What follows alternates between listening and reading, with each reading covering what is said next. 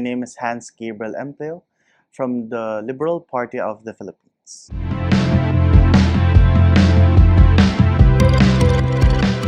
So, what motivated me in politics? I guess it can be attributed to my experience during the regime of the former president, Rodrigo Duterte. I was a young high school student back then, and during that time, that's where the height of the drug war was. And seeing that as a young boy, I was really shaken because of the fact that the government can just throw away lives and easily kill people. So that's where I started to get involved in politics because I could not attempt or I couldn't just sit idly by watching while these people die without due process.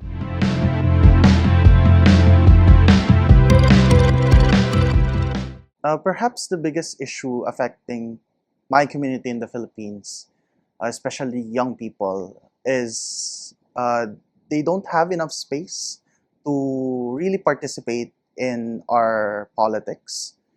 Although we do have venues such as the Youth Council or what we locally known for as Sangguniang Kabataan, I do think that these platforms are insufficient because they are still shunned. The older generation still treats them as if they know nothing about politics, about governance. Even though they created this platform, they just use the youth as a tool to further their political motivations.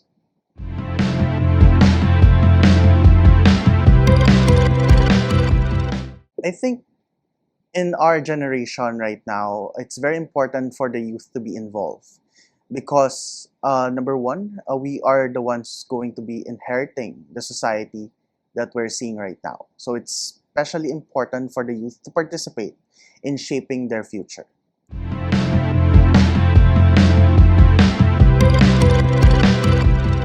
I think the fact that one of the barriers really preventing the youth in the Philippines from entering into politics is the dynastic culture that we have in the Philippines.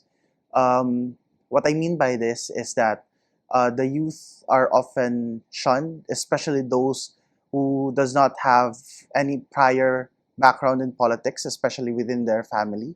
Uh, these heirs of political families, their children become the inheritor of the politics of their father, of their mother, and those with real potential but without prior connections or prior networks are really left behind. And I think this is one of the problems of our politics and of why the youth cannot still access our political spaces.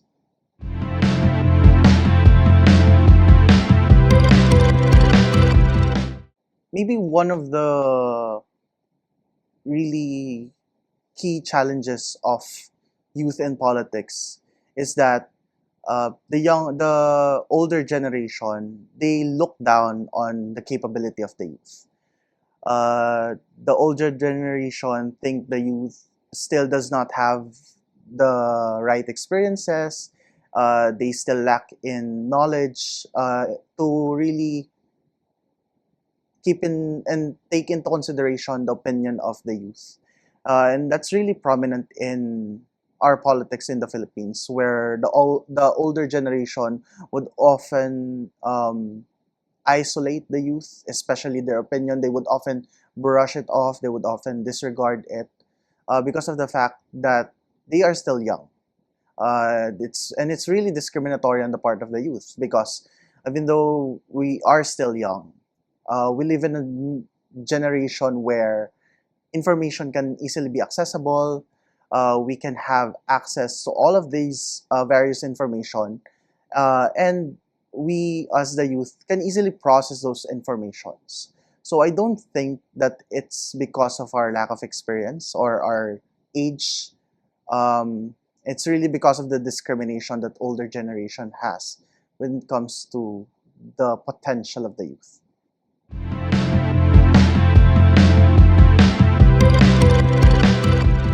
Uh, what helps me stay motivated is really clinging to my advocacy. Um, Politics can really be toxic, especially during heated moments. So really um, what really motivates me to still fight for what I believe is the advocacy, the people behind those advocacies. I myself is an advocate of the freedom of information, and I really believe in the crucial power of information now especially now in our digital spaces, where it can empower youth to be able to know more, be knowledgeable about um, what's happening around us. And that's really crucial in shaping our society and our politics.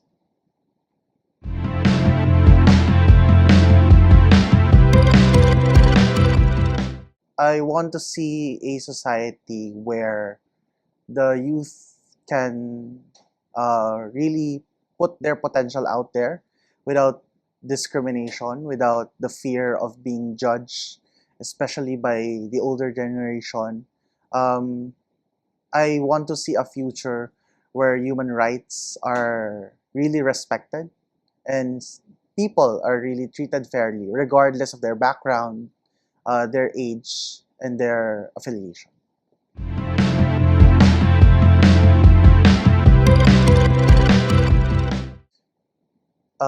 I believe the kind of value that we should be guided by, especially the youth, is really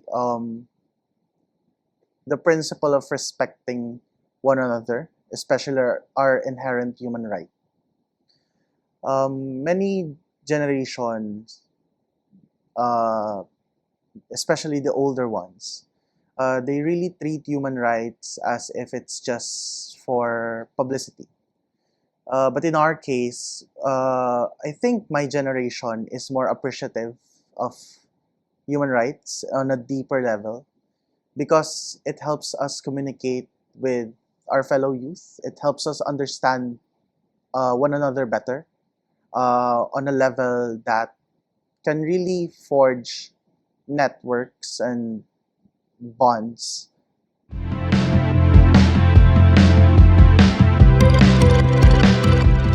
I think it would be one word: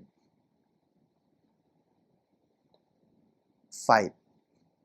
Uh, what I mean is, uh, I know it can be toxic. I know it can be frustrating, especially for us in the younger generation that still does not have the seat of power, where we think we cannot change our society.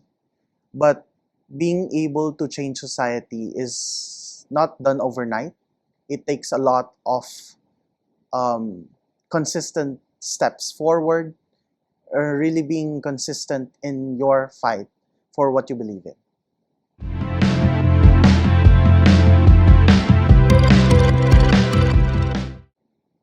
I think CALD Youth is a very important platform because it gives young politicians, especially younger politicians in Asia, to have the visibility they need in order for them to have the platform they need to be able to show their potential as Asian young leaders. Because we're talking about the next set of leaders that will inherit uh, Asia and all of the governments in Asia.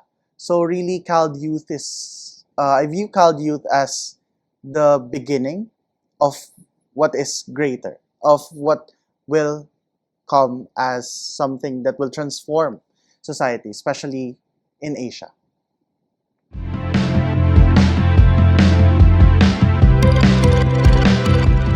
I think CALD Youth is already contributing by shaping young leaders, especially leaders that are really appreciative of the importance of democracy, of human rights, of the rule of law.